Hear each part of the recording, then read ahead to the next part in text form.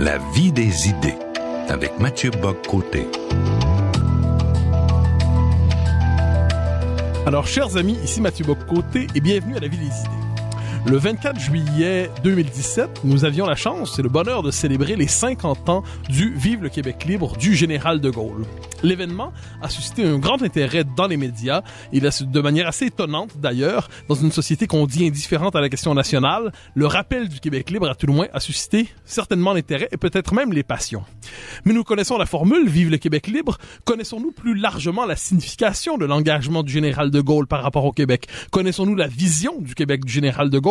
Que connaissons-nous plus largement de l'histoire du Québec libre? Pour en parler, je recevrai aujourd'hui Christophe Tardieu, qui vient de signer aux éditions du Cerf La dette de Louis XV, où il nous raconte finalement l'histoire du Québec libre, l'inscrit dans l'histoire de la philosophie gaullienne, de la politique gaullienne, et nous propose aussi une forme d'introduction à l'histoire du Québec pour voir comment finalement la lecture du général de Gaulle croisait l'histoire du Québec dans ses tendances d'autres, dans ses tendances propres. Christophe Tardieu, bonjour. Bonjour. Alors, une première question. Vous écrivez La dette de Louis XV et vous inscrivez le Vive le Québec libre dans l'histoire plus vaste de la philosophie gaullienne. Alors, question toute simple, qu'est-ce qui amène le général de Gaulle à prononcer ces 4 mots qui ont marqué non seulement l'histoire du Québec, mais peut-être un peu l'histoire du monde, le 24 juillet 1967. Je pense que ça a marqué l'histoire du monde, en effet, puisque dès le lendemain, tous les journaux de la planète évoquaient ce cri libérateur que De Gaulle avait lancé depuis le balcon de l'hôtel de ville. En fait, je pense que De Gaulle, en l'espèce, a poursuivi 2 buts. Le premier but, qui était pour lui un but essentiel, c'était de poursuivre sa politique étrangère d'autonomie et d'indépendance vis-à-vis du pouvoir communiste et vis-à-vis du pouvoir américain. L'anticommunisme communisme de Gaulle ne fait naturellement aucun doute. Il a toujours lutté contre le communisme. Parlons d'ailleurs, considérant que ce communisme finirait bien un jour par être dissous par l'histoire, puisqu'il disait les Russes, il disait pas les Soviétiques ou les communistes. Et donc, De Gaulle, de ce côté-là, n'avait naturellement aucune difficulté à l'admettre, mais en revanche, De Gaulle était naturellement extrêmement vigilant, voire hostile à la politique américaine, à l'hégémonisme américain, à l'impérialisme américain. Un an avant, il l'avait dit de façon éclatante à Phnom Penh, où il dit que les États-Unis vont perdre la guerre du Vietnam. On est en 1966, donc c'est quand même déjà la preuve d'un talent incroyable de visionnaire du général. Et donc, en venant au Québec, De Gaulle se dit qu'il est très important pour sa politique étrangère d'essayer d'inscrire un fait français en Amérique du Nord. Donc je pense que le premier but, il était là. C'était un but géopolitique, c'était faire en sorte que De Gaulle avait compris que le Québec se développait à une allure absolument incroyable depuis la Révolution tranquille, et il s'était dit que c'était pour lui une excellente occasion de dire, voilà, il y a un fait français, il y a des francophones en Amérique du Nord, et je veux aller les soutenir. Et puis naturellement, il y avait forcément chez De Gaulle, en venant au Québec, cette idée de dire qu'il allait réparer la lâcheté des rois de France qui avaient signé le traité de Paris en 1763. Mais il ne faut pas non plus oublier le traité d'Utrecht, signé par Louis XIV, qui a totalement abandonné les Canadiens qui ont été ensuite victimes d'un génocide perpétré par les Anglais. Et surtout, dans Utrecht, dans le traité d'Utrecht, il y a finalement la fin du Canada français, puisqu'on voit bien que le verrou de Terre-Neuve, du golfe du Saint-Laurent, sautent tous les uns après les autres, et que le Canada français est de toute façon condamné à l'envahissement. Donc De Gaulle se dit, aller au Québec, c'est peut-être aussi pour moi la dernière occasion de réparer cette lâcheté des rois. Alors, il arrive ici, il dit, on connaît le Vive le Québec libre. Cela dit, il fait une série de discours, donc de Québec à Montréal. Et dans votre livre, vous soutenez que si le Vive le Québec libre sont les 4 mots indispensables qui donnent tout le sens de ce voyage, le discours le plus important peut-être est prononcé à Québec. Et oui, il a moins porté d'importance historiquement.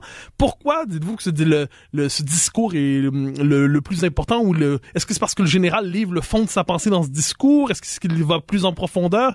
Qu'est-ce qui vous amène à dire que finalement le sens du Vive le Québec libre finalement s'éclaire par le discours de Québec? D'abord parce que le discours de Frontenac est un discours écrit par De Gaulle. Et comme le disait Père Fitte, il ne disait rien qui n'ait été préalablement écrit, il n'écrivait rien qui n'ait été préalablement pensé. On pourrait inviter beaucoup d'hommes politiques à suivre ce conseil. Et donc le discours de Château-Frontenac, il est écrit alors que celui de l'Hôtel de Ville a été improvisé puisqu'il n'était pas prévu que De Gaulle parlât ce soir-là. Et dans le discours de Château-Frontenac, il y a toute la thématique gaullienne de sa vision des choses par rapport au Canada français et au Québec. Il constate les immenses efforts de progrès, comme il dit lui-même. Il constate que le Québec a profondément changé depuis la Révolution tranquille. Et il dit aux Québécois, écoutez, vous voulez devenir maître de votre destin, vous voulez devenir maître de vous-même, vous voulez justement progresser en ce sens, il va de soi que la France sera à vos côtés, non pas pour vous dicter ce que vous devez faire, mais tout simplement pour vous accompagner dans ce mouvement. Et il dit même, d'ailleurs, que un futur Québec souverain devra avant tout lutter contre ce qu'il appelle l'État colossal voisin, naturellement les États-Unis, pour préserver son unité et pour préserver son authenticité. Alors, il y a chez De Gaulle cette volonté de réconcilier, en fait, de payer la dette de Louis XV. Il y a une volonté probablement de marquer les retrouvailles. C'était le terme de l'époque pour parler de la relation France-Québec.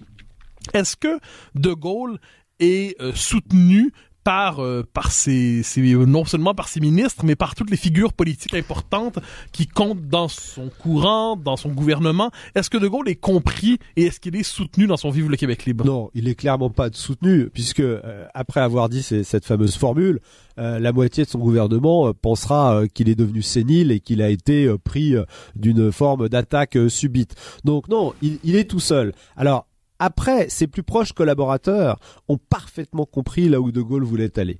Il y a un exemple très connu, c'est la rencontre entre André Malraux et Monsieur Lapalme, qui était le ministre de la Culture du Québec de l'époque, dans lequel Malraux lui dit avec une sincérité désarmante, il lui dit, écoutez, c'est très simple, on vous a oublié. On vous a totalement oublié, mais vous avez une chance incroyable, c'est qu'il y a un personnage historique à la tête de l'État en France aujourd'hui. Et donc, on va faire ensemble des grandes choses. Et c'est Malraux qui va suggérer à Lapalme de créer la délégation générale du Québec à Paris. Et c'est ainsi que tout ce processus de coopération va se mettre en place. Mais De Gaulle et quelques collaborateurs sont bien les seuls à voir ce qui est en train de se passer. On connaît la formule de Pompidou, folie gratuite, pour parler du Vive le Québec libre. Comment, alors la question que je me pose, c'est comment, au-delà de la sénilité supposée du général, comment expliquait-il? Est-ce qu'il voyait là-dedans une forme de délire de l'ego, un anti-américanisme forcené, ou, et par ailleurs, ensuite, la France va endosser la politique du général de Gaulle. Et c'est ça qui est étonnant.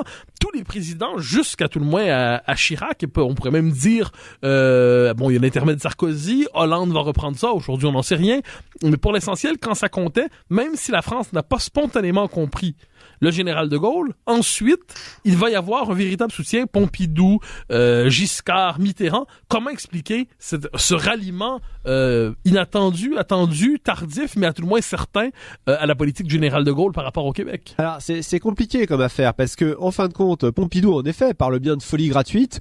Maurice Couve de Murville, le ministre des Affaires étrangères, inamovible de la Ve République, puis Premier ministre, était sur la même position. Je pense que Pompidou était sans doute un peu atteint du syndrome du bon élève. Et c'est-à-dire que pour lui, les affaires de l'État, c'est quelque chose de sérieux. Et donc, il considérait que le meilleur service que lui, le bon élève, pouvait rendre à De Gaulle, c'était de le mettre en garde contre ce qu'il appelait ses propres foucades. Et il n'avait pas bien compris ce que De Gaulle voulait faire avec le Québec, sans doute parce que De Gaulle était le seul dans son gouvernement à connaître l'histoire du Québec, à connaître l'histoire de la conquête, à savoir ce caractère extraordinaire et admirable de résistance des Québécois à l'occupation anglaise, puis au pouvoir fédéral. Et donc De Gaulle était le seul à connaître cela, et c'est pour cela qu'il a été assez peu compris. Alors après, Pompidou, en effet, quand il devient président de la République, se met totalement dans les pas du général de Gaulle. à la fois par conviction, mais aussi surtout, je dirais, à mon sens, un peu par tactique, parce qu'il avait besoin de démontrer, après la fâcherie qui avait eu lieu entre lui et De Gaulle, qu'il était parfaitement dans les clous, si je puis dire. Quant à Valéry Giscard d'Estaing, alors là, on a une chance incroyable, parce que tout aurait laissé croire que Pierre Trudeau et lui puissent bien s'entendre. Ils tous les deux présentaient très bien, étaient des hommes modernes, ambitieux, etc. Et puis Trudeau va commettre une gaffe irréparable avec Valéry Giscard d'Estaing. À la première rencontre, il va le tutoyer et l'appeler Valéry. Et ça, naturellement, Giscard n'a absolument pas supporté. On n'est pas surpris de le savoir, et a naturellement immédiatement coupé les ponts avec Trudeau. Chirac, dans l'héritage gaullien, naturellement, s'est inscrit dans le sens de soutenir justement ses amis québécois, et notamment Jacques Parizeau. Il était en cela bien conseillé par Philippe Séguin, qui est un grand ami du Québec et qui a essayé de jouer un rôle aussi en 1995. Je dois dire que l'intermède Mitterrand n'est peut-être pas celui qui a le mieux permis de développer la relation entre la France et le Québec. Mitterrand était trop viscéralement anti-gaulliste pour accepter quoi que ce soit en la matière. Et après Chirac, en effet, je crains malheureusement que il n'y ait pas véritablement de suite dans les idées. Il y a dans la philosophie du général de Gaulle, vous avez évoqué le discours de Phnom Penh, le discours de Québec aussi, il y a, comment dire, dans l'époque de la guerre froide, c'est-à-dire d'un côté l'Amérique qui se croit en croisade démocratique contre le communisme, de l'autre côté un empire totalitaire qui effectivement est absolument tyrannique, qui écrase les peuples qu'il a sous sa botte. Et de Gaulle n'accepte pas finalement que la France ne soit qu'une province d'Occident pendant la guerre froide. Il n'accepte pas que la France soit simplement une puissance alliée dans le grand bloc occidental. Donc de Gaulle a sa propre vision de la politique étrangère de la France, sa propre vision du rôle de la France dans le monde. Et au cœur de sa vision, je crois, il y a la question, le rôle des peuples, le rôle des nations. Quelle est la vision que développe le général de Gaulle dans ses années au pouvoir du rôle de la France dans le monde? Quelle est la mission qu'il lui prête finalement? Donc sans trahir l'alliance américaine, mais sans s'y aligner complètement, quelle était finalement sa philosophie politique appliquée aux affaires étrangères? Je pense que sa philosophie politique en matière d'affaires étrangères était qu'il se méfiait terriblement des États-Unis. Et de cette façon parfois un peu massive, un peu brutale qu'ils ont à se déployer. Michel Jobert, qui a été ministre des Affaires étrangères sous Pompidou, avait une très belle formule quand on lui disait mais est-ce que De Gaulle est anti-américain? Il dit mais pas du tout. Il n'était pas du tout anti-américain. Il se contentait de les mettre en garde contre leur incroyable naïveté et leur incommensurable stupidité. Jobert était lui-même assez anti-atlantiste. En fait, je pense que c'est ça qui guide véritablement le général de Gaulle. De Gaulle se méfie des Américains parce qu'il voit bien que leurs solutions ne sont pas les bonnes, qu'ils ne regardent que leurs propres intérêts, et en quittant le commandement intégré de l'OTAN, en voulant doter la France d'une force nucléaire, De Gaulle en la matière voulait démontrer que la France était un pays indépendant et qui n'entendait pas se faire dicter sa loi par le plus fort, c'est-à-dire en l'espèce les États-Unis en la matière, et il voyait bien d'ailleurs les dégâts incroyables que une politique étrangère américaine un peu trop brutale faisait de par le monde. La guerre du Vietnam n'étant à l'époque qu'un des exemples. De Gaulle a une conception du monde fondée sur le rôle des nations. Est-ce que lorsqu'on prend conscience non seulement de sa position sur le Québec, mais de ses nombreux discours à l'époque, il y a une cohérence profonde dans ce qu'il s'en va dire, par exemple, quand il va dans les pays de l'Est, et ensuite quand il va en Amérique du Sud. Il lance partout ce discours qui valorise l'importance des nations contre les grands, je suis pas contre, mais à tout le moins, et qui relativise l'importance des grands blocs idéologiques, ou cette philosophie l'applique spécialement au cas québécois, au cas vietnamien? Non, je pense qu'il l'applique de façon assez générale. En fait, ça se passe un peu en deux temps. Le premier temps, c'est De Gaulle va essayer, à partir du moment où il se dégage du bourbier algérien, qui était quand même pour lui un véritable carcan qui l'empêchait de mener toute politique étrangère, parce qu'il ne pouvait se déployer nulle part sans qu'on lui reproche justement cette Algérie française qui, en 1962, était une absolue incongruité politique et historique. Et donc De Gaulle, ce qu'il cherche à faire en allant en Amérique du Sud, quand il prononce son fameux discours à Mexico en parlant de la mano et la mano, lorsqu'il va en Pologne en 67, d'ailleurs un peu après son voyage au Québec, ou lorsqu'il va en Roumanie en 68, il essaye d'inciter les pays à se détacher des deux grands blocs, en leur disant mais il y a peut-être quelque chose d'autre à faire, il y a peut-être un équilibre nouveau dans l'histoire du monde à trouver. Et en fait, le premier axe de Gaulle, c'est ça, c'est d'essayer de détacher des deux grands blocs des pays en leur disant mais nous avons des choses beaucoup plus intelligentes à faire ensemble. Et ensuite, cette idée, pour De Gaulle, évidemment, vous avez parfaitement raison, elle s'appuie sur la notion de nation. De Gaulle ne croit qu'en les nations, c'est-à-dire des entités identifiées dans lesquelles il y a une langue, une culture, parfois une religion et souvent un consentement à être gouvernés ensemble. Alors, le général de Gaulle, retour au Québec. Le général de Gaulle a cette vision des choses. Il croit que le Québec, par ailleurs, ne serait-ce que par parenté historique, est probablement un bon exemple de cette quête des nations pour affirmer leur identité, leur souveraineté. Certains ont dit que le général de Gaulle voulait aussi marquer, je dirais presque même provoquer les États-Unis sur leur propre territoire en disant, d'une certaine manière, aucun continent au monde n'est étranger à la France.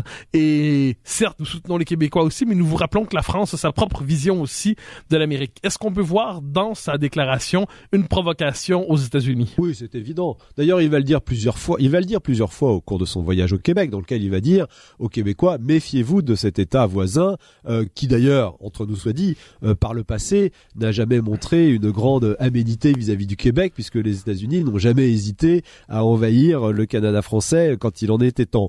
Et donc, bien évidemment, De Gaulle est complètement dans cette idée de provocation. Oui, ça cadre assez bien avec son caractère. En tout cas, cette volonté d'affirmer un fait français en Amérique du Nord, c'était ça qui le fascinait. C'est ça qui a créé, je crois, ce lien très profond entre De Gaulle et le Québec. C'est que il a été fasciné par ces 60 000 Français en 1763 qui, dans des conditions épouvantables, ont réussi à résister à l'occupant anglais et se sont développés, se sont multipliés et ont créé ce grand pays qu'est le Québec. Donc c'est ça qui l'a fasciné. Alors, De Gaulle est fasciné un peu par le Québec. La question qu'on peut se poser, c'est d'où lui vient cet intérêt. C'est-à-dire, on peut supposer que c'est un homme de culture, qui connaît l'histoire de la France, qui connaît surtout l'histoire des victoires et des défaites de la France, qu'il porte les défaites de la France comme autant de blessures à l'âme.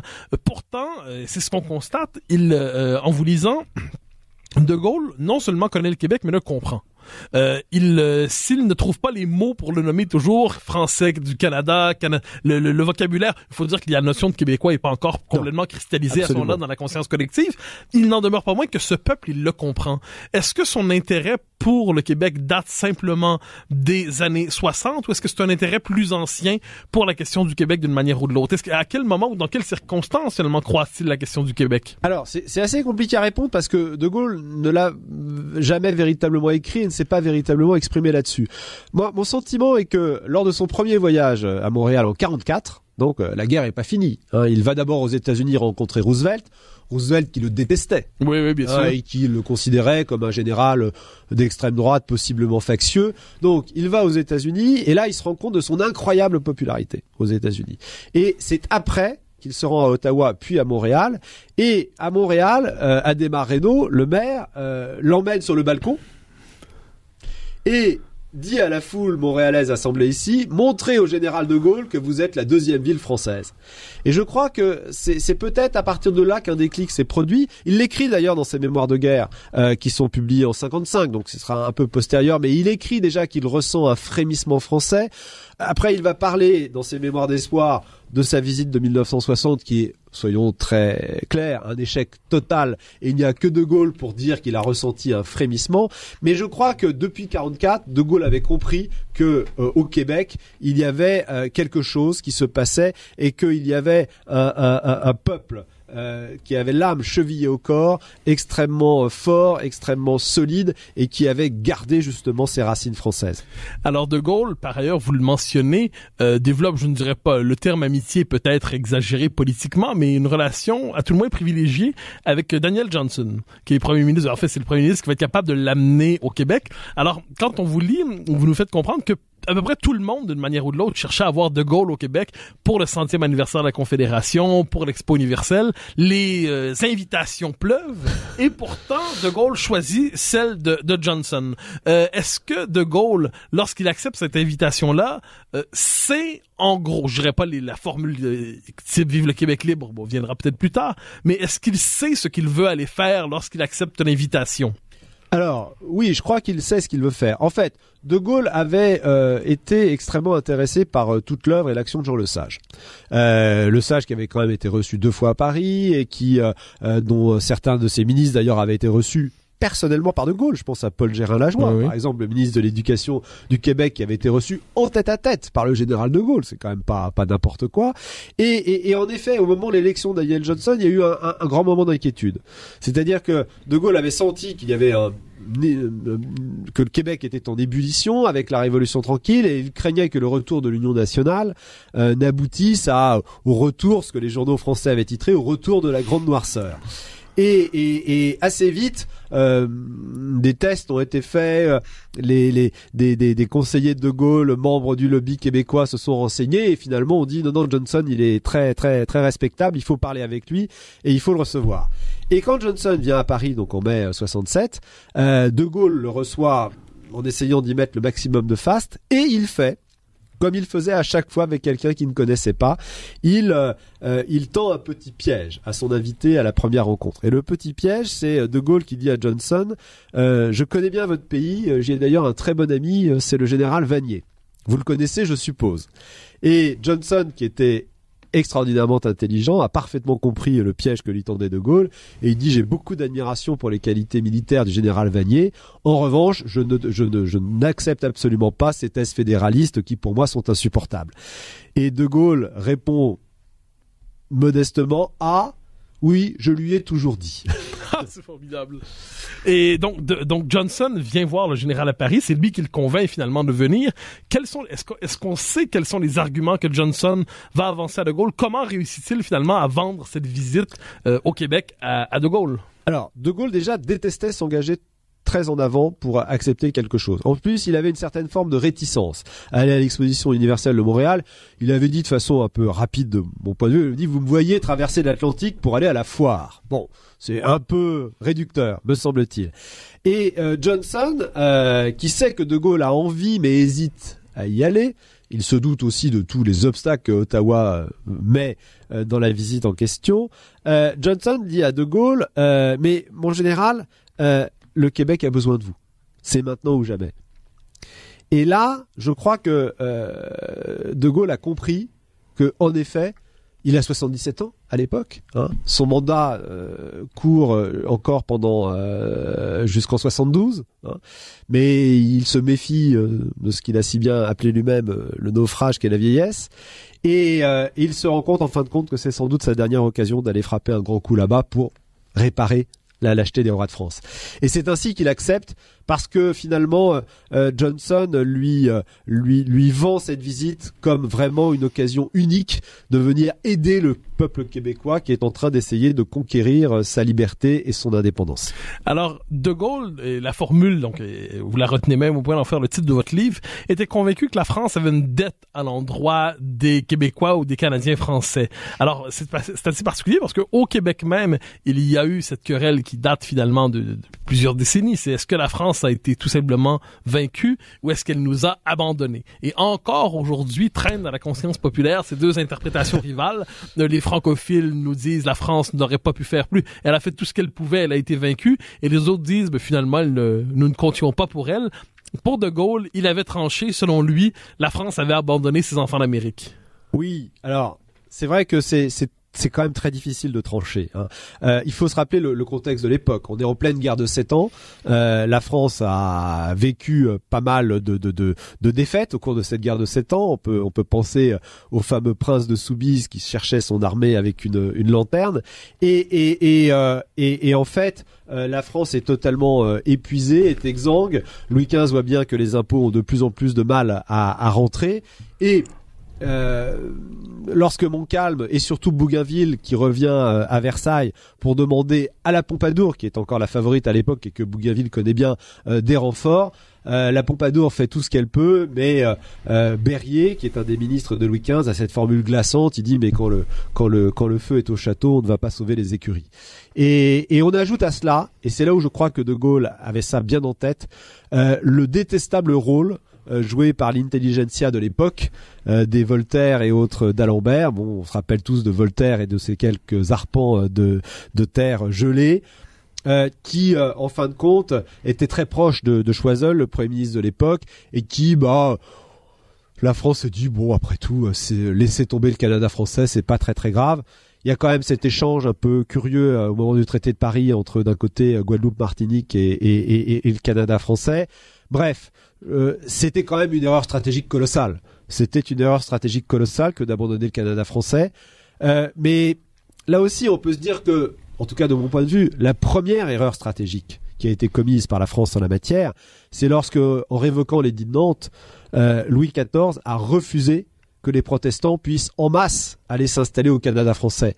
Et je veux dire que aujourd'hui, rétrospectivement, on peut un peu rêver que si c'était plusieurs dizaines de milliers de Français protestants qui étaient venus s'installer au Canada français, peut-être que le rapport des forces n'aurait pas été le même avec les Anglais qui eux-mêmes étaient très nombreux et qui avaient laissé tous leurs opposants aller s'installer en Virginie et autour de New York. Et donc, pour Louis XIV, c'était évidemment une faute. Et je dois dire que pour quelqu'un qui avait à ce point le sens de l'histoire de France et qui avait en même temps cette conscience très forte d'être lui-même un élément de l'histoire de France, aller réparer les erreurs qu'avaient faites ses prédécesseurs, c'était quelque chose qui était quand même sacrément tentant. Et nous allons bientôt à la pause, mais une dernière question avant d'aller à la pause. De Gaulle fait son Vive le Québec libre. Est-ce qu'il croit... Quelles sont les suites selon lui? C'est-à-dire, est-ce qu'il s'attend à ce que le Québec déclare rapidement son indépendance? Est-ce qu'il s'attend à ce que l'histoire s'accélère devant lui? Est-ce qu'il sera déçu finalement des effets du Québec libre? Autrement dit, est-ce que finalement il a l'impression qu'il a donné un grand coup et que ça donne les effets escomptés?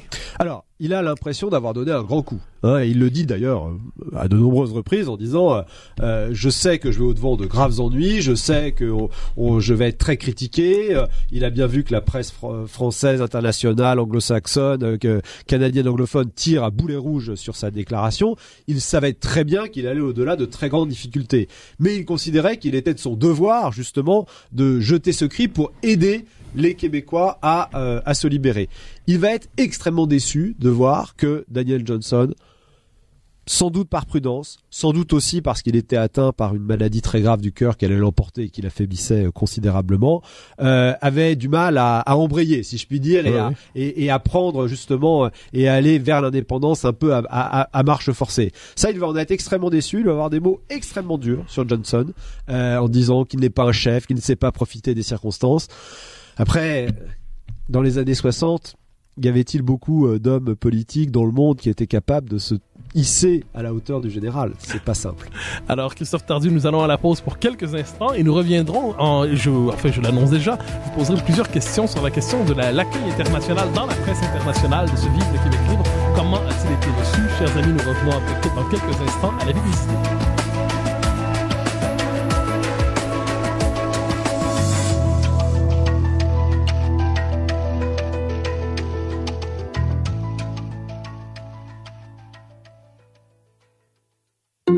Vous écoutez Radio VM.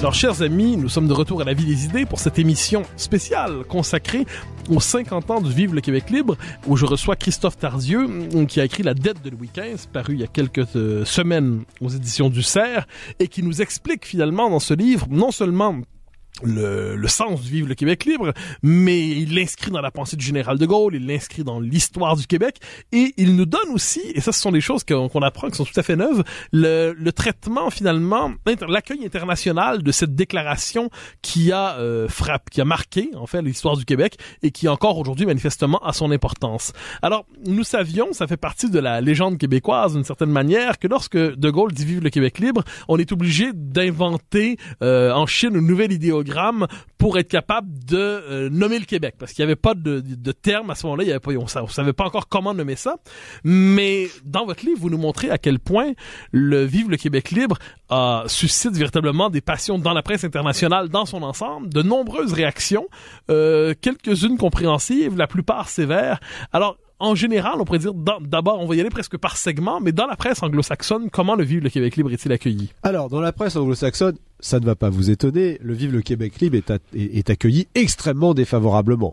Bon, il y a la presse canadienne anglophone, bon ça c'est pas la peine d'en parler, on s'imagine bien les réactions qui ont pu être les siennes, sans même évoquer des manipulations qui ont pu avoir lieu sur la photo de Gaulle remontant dans son avion qui avait été tronqué et le journal titrant personne n'est venu lui dire au revoir alors que chacun sait que sur les images il y avait une foule innombrable sur le tarmac. Bref.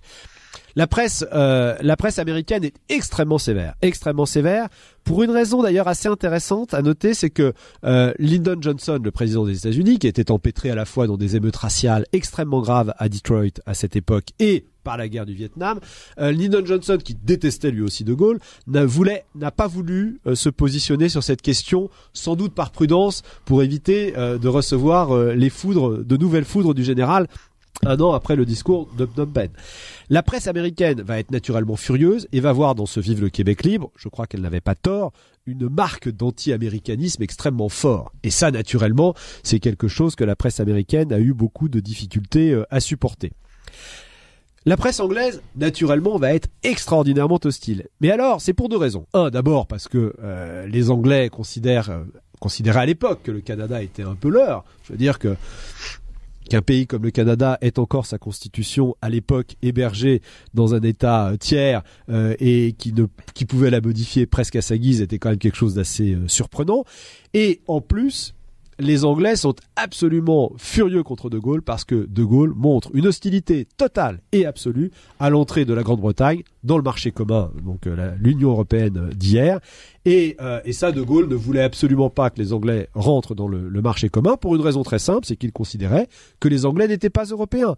Et que Churchill lui avait formidablement bien dit pendant la guerre, lorsque nous devrons choisir entre le continent et le grand large, nous choisirons toujours le grand large. Et c'est vrai que la culture, l'histoire de la Grande-Bretagne n'est pas tournée vers l'Europe, il est tourné vers le grand large. Et l'Angleterre s'est toujours montrée en opposition avec le reste de l'Europe et notamment avec la France à travers plusieurs siècles d'affrontements. Donc, la presse anglaise est naturellement folle furieuse de cela. Il en va de même pour une partie de la presse européenne qui voit dans ce cri une forme de continuation du refus de la France de voir la Grande-Bretagne intégrer le marché commun. C'est le cas en Allemagne, c'est le cas au Danemark. Et puis alors il y a des choses extrêmement intéressantes. C'est dans la presse belge et dans la presse suisse. Ah mais bien sûr. Parce que la presse belge finalement, elle aussi d'une certaine manière, elle connaît une forme des tourments que le Québec peut avoir. Et c'est évident que la presse belge, elle se dit toujours, mais que se passe-t-il, que se passerait-il si un jour la Wallonie demandait son indépendance? Alors, fort heureusement, la presse belge ignorait cette confidence que De Gaulle avait faite un jour à Perfit en disant, vous savez qu'en 1944, il aurait suffi que je dise un mot pour que la Wallonie soit rattachée à la France. Bien.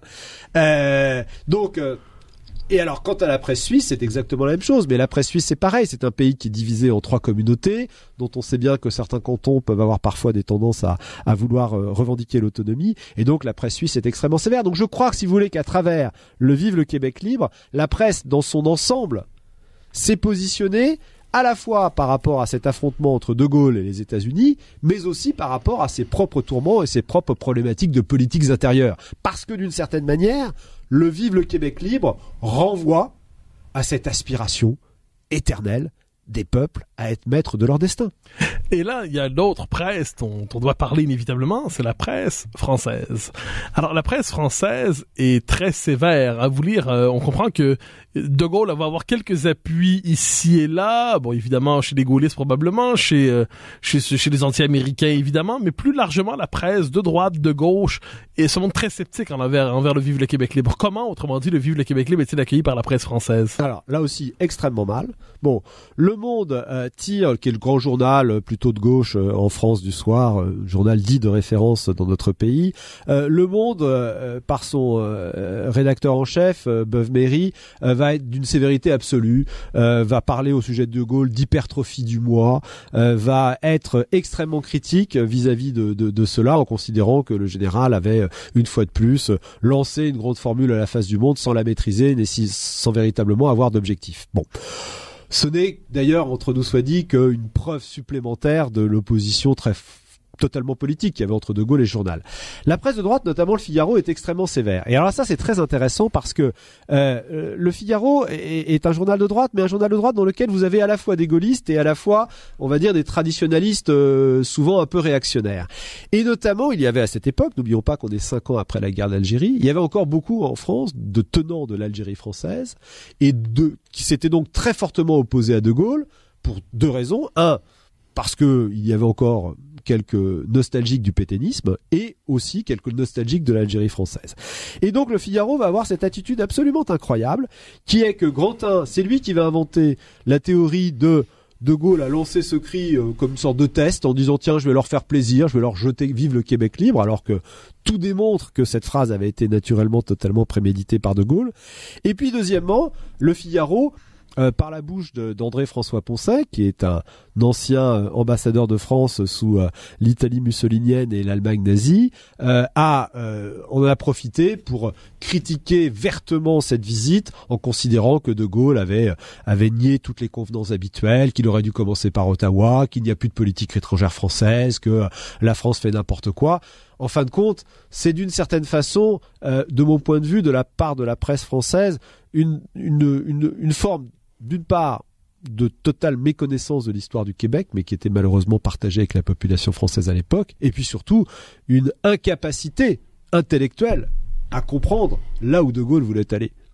Et pourtant, il y a quelques soutiens dans la presse française au général de Gaulle. Si je comprends bien, c'est en partie chez les communistes. C'est ça qui est intéressant. Alors je crois que les communistes avaient très bien compris que De Gaulle, en disant vive le Québec libre, faisait une manifestation assez forte d'anti-américanisme, et en cela, ça leur a plutôt plu. Et en plus, que ce soit par exemple Humanité ou Témoignage chrétien, dans les 2 cas, ils reconnaissent que De Gaulle, en disant vive le Québec libre, est venu au secours de la population du Québec, dont on sait bien qu'à cette époque, elle était dans une condition économique, sociale et sociologique, mise volontairement dans un état d'infériorité par les anglophones. Vous évoquiez tantôt cette espèce de théorie loufoque qui circule encore aujourd'hui étrangement, de ceux qui disent en fait De Gaulle n'a pas vraiment voulu dire qu'il souhaitait l'indépendance du Québec. Vive le Québec libre, ce n'est rien d'autre que ce sont des mots sans profondeur historique ni politique. Or, on sait que quelques mois, je crois que c'est en novembre 67, De Gaulle, dans une conférence de presse, va approfondir sa réflexion sur le Québec libre. Il va expliciter finalement sa vision sur le Québec libre. Que nous dit-il dans cette conférence de presse, finalement très importante, parce qu'elle donne le sens d'un événement qui date d'il y a à peine quelques mois? Alors d'abord, c'est une conférence de presse extrêmement importante en matière de politique étrangère, puisque De Gaulle va d'une part rappeler sa volonté absolue de refuser l'entrée de la Grande-Bretagne dans le marché commun. Deuxièmement, nous sommes quelques mois après la guerre des 6 jours, De Gaulle va rappeler dans des termes extrêmement forts et fait un résumé brillantissime de l'histoire des conflits au Proche-Orient au XXe siècle, au cours duquel il va fonder la politique arabe de la France. La politique étrangère arabe de la France date de cette conférence de presse de 67. Et enfin, De Gaulle va parler de son voyage au Québec, dans lequel il va faire beaucoup rire les journalistes en disant que tout au long que les Québécois avaient appelé le chemin du roi parce qu'ils espéraient qu'un jour un président de la République française viendrait à le parcourir. Mais surtout, en dehors de la boutade, parce que ça c'était une boutade, De Gaulle explique de façon mais extrêmement claire, il dit, de mon point de vue, la constitution canadienne est morte, il faut passer à autre chose et il faut donner un nouveau statut au Québec qui est, à l'évidence, un pays qui doit prendre en main ses destinées. Alors, le général de Gaulle a cette conception, vous l'avez évoqué à quelques reprises, une conception de l'ordre du monde qui donne l'importance aux nations, qui veut affranchir finalement les nations des grands blocs idéologiques qui les gardent sous tutelle d'une manière ou de l'autre. Si on se dégage un instant seulement de la question seule du Québec libre, la question que je me pose, c'est dans quelle mesure la politique française était marquée par l'empreinte gaullienne. C'est-à-dire, est-ce qu'après le général de Gaulle, au-delà de la seule question du Québec, cette idée que la France a un rôle international particulier à jouer en faisant valoir l'indépendance des nations, en défendant leurs droits, leur continuité culturelle finalement. Est-ce que l'empreinte gaullienne a structuré durablement la vie politique ou la politique étrangère française, ou est-ce que le gaullisme est une forme de boussole qu'on se fait un devoir de ne pas suivre tout en faisant semblant d'y croire? C'est un peu les deux en même temps. C'est-à-dire que il y a d'une part, en effet, après De Gaulle, il y a une volonté de normalisation qui apparaît. Pompidou est le premier à accepter l'entrée de la Grande-Bretagne dans le marché commun. Je dois dire que aujourd'hui, juste après le Brexit, ce sont des choses qui font quand même un peu sourire et qui démontrent que De Gaulle avait une fois de plus eu raison avant tout le monde. Peut-être que les élites anglaises voulaient rester dans l'Europe, mais le peuple britannique lui-même ne s'est jamais senti européen et ne s'est jamais senti à l'aise dans cette Europe à 28 pays. Et il y a alors la politique arabe de la France, oui, c'est clairement De Gaulle qui l'a créée, et cette politique étrangère très de rapprochement vis-à-vis des pays arabes, c'est quelque chose qui perdure et qui est vraiment une spécificité extrêmement forte de la politique étrangère française. Et puis de temps en temps, il y a des ferments gauliens qui apparaissent. Je pense par exemple au remarquable discours de Dominique de Villepin aux Nations Unies, dans lequel il dit aux Américains qu'il refuse que la France s'embarque dans la guerre en Irak, en expliquant qu'il y a d'autres solutions et en refusant de s'aligner sur la position de George Bush fils et des néoconservateurs. Il y a de temps en temps des réflexes gauliens qui apparaissent. Après, je crains malheureusement que ce soit davantage des réflexes qu'une véritable politique en tant que telle. Vous évoquez d'ailleurs dans le livre, notamment dans la réaction d'une partie de la droite française par rapport au général de Gaulle, une forme de tension entre d'un côté le général qui a une vision qui transcende, appelons ça un pragmatisme au quotidien, un empirisme plat, et de l'autre côté, et vous me corrigerez si je vous ai mal lu, mais une droite qui serait un peu effrayée à l'idée de grandeur de la France, dans laquelle elle ne voit rien d'autre qu'une forme de délire idéaliste, d'une volonté un manque de réalisme finalement, un manque de capacité de s'adapter au réel de notre temps. Donc vous évoquez, je crois, mais vous me corrigerez, un grand écart finalement entre De Gaulle qui, n'est pas un homme de gauche, mais qui est d'une droite qui transcende. C'est la formule de Marc Crapès qui dit De Gaulle c'est la droite, toute la droite, mais pas seulement que la droite. Donc il transcende une certaine vision et de l'autre côté une forme de réalisme aplati qui dit méfions-nous de tout ce qui nous dépasse, ça pourrait nous écraser. Et est-ce que cette tension-là que vous semblez évoquer s'applique aussi au cas du Québec à ce moment-là? Évidemment. Il y a dans la droite française une droite, on va dire, composée de la petite bourgeoisie, qui est évidemment très hostile à toutes ces grandes manifestations de grandeur. Mais c'est d'une certaine façon l'héritage du pétinisme sans la collaboration et sans l'antisémitisme, c'est-à-dire cette France petite bourgeoise qui est plus habituée à raccommoder et rapiécer qu'à dépenser, des gens qui se méfient de tout ce qui peut être la grandeur. C'est un peu cette droite versaillaise, vous voyez, cette droite qui a du mal à accepter la notion de grandeur, qui a du mal à s'élever au-delà de sa propre condition. Et c'est évident que De Gaulle n'est pas du tout compris dans cette partie de la droite française, qui est une droite traditionnelle, traditionnaliste, et qui surtout se méfie toujours des envolées, parce que la grandeur, on ne sait jamais jusqu'où ça peut nous mener. Alors, il y a ce mot très important, on vient de le mentionner, grandeur. Alors, pour me passionner depuis toujours sur le gaullisme, c'est un terme que je trouve passionnant, qui a une puissance hypnotique. Mais lorsque vient le temps de le définir qu'est-ce que la grandeur gaulienne, nous, on bascule à peu près toujours dans le langage des métaphores. C'est-à-dire, alors je vous pose la question, quand De Gaulle parle de la grandeur de la France, qu'est-ce qu'il veut dire d'une certaine manière? Qu'est-ce qu'on doit comprendre lorsqu'il parle de la grandeur de la France, alors que c'est un concept qui est essentiel dans sa politique? Essentiel. Je crois que De Gaulle, et d'ailleurs il le dit très bien dans ses mémoires, De Gaulle s'est toujours fait une certaine idée de la France.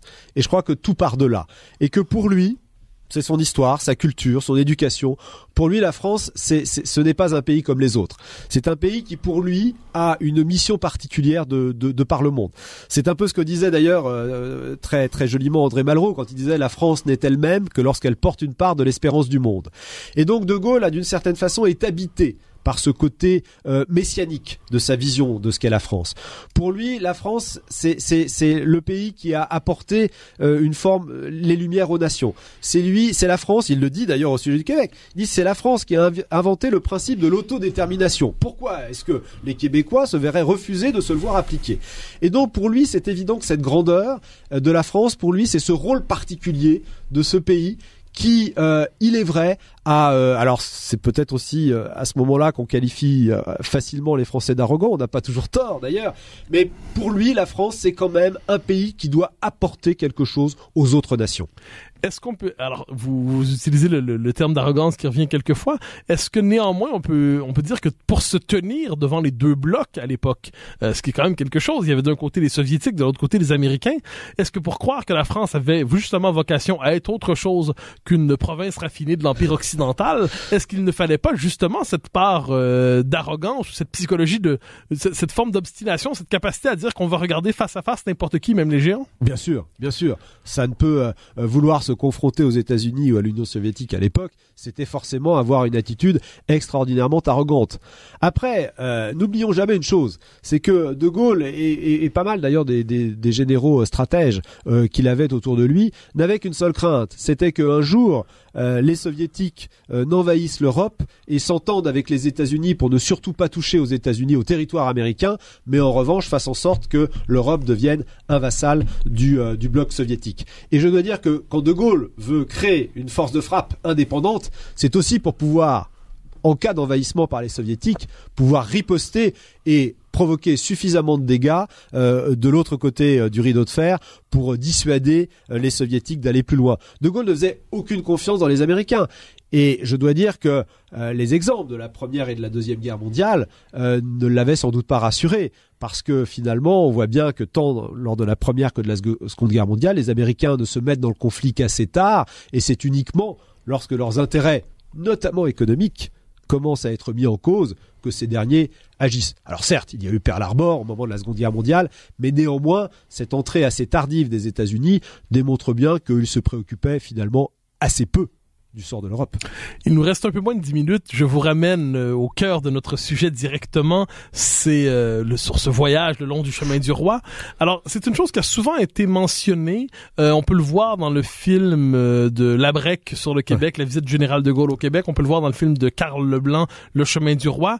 C'est l'incroyable enthousiasme populaire lorsque le général de Gaulle vient ici, comme s'il y avait des retrouvailles profondes et sincères qui étaient qui se manifestaient enfin après tant et tant d'années d'attente, peut-être tant et tant d'années aussi d'absence.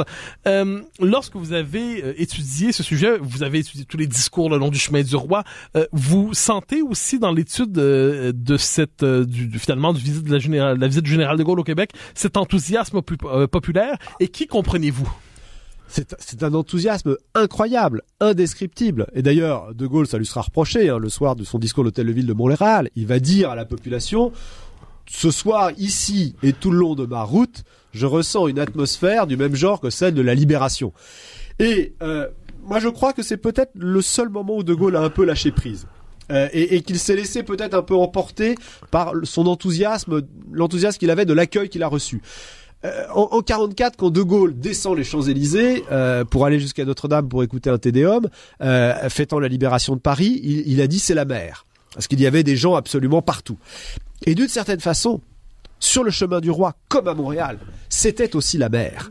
Il y avait un enthousiasme absolument incroyable. Et un sentiment de libération aussi, probablement. Et un sentiment de libération qui était nécessairement lié. Et donc, vous l'avez très bien cité, les deux documentaires de Labrec et Leblanc, qui sont absolument remarquables en la matière et qui décrivent très bien ce qui s'est passé, c'est que partout où De Gaulle est passé, il y avait un enthousiasme incroyable. Et je crois que cet enthousiasme, il était dû avant tout parce que c'était d'une certaine façon des retrouvailles entre la vieille France et la nouvelle France. C'était ce grand personnage de l'histoire, parce que De Gaulle est le grand Français du XXe siècle, qui était revenu en Nouvelle-France. D'une certaine façon, c'était presque un retour de la mère patrie, un retour des racines. Pour les Québécois, je crois que le mot racine, c'est quelque chose de très important pour vous. Il suffit de voir d'ailleurs toutes ces recherches généalogiques absolument passionnantes que vous menez pour essayer de savoir d'où viennent vos familles de France.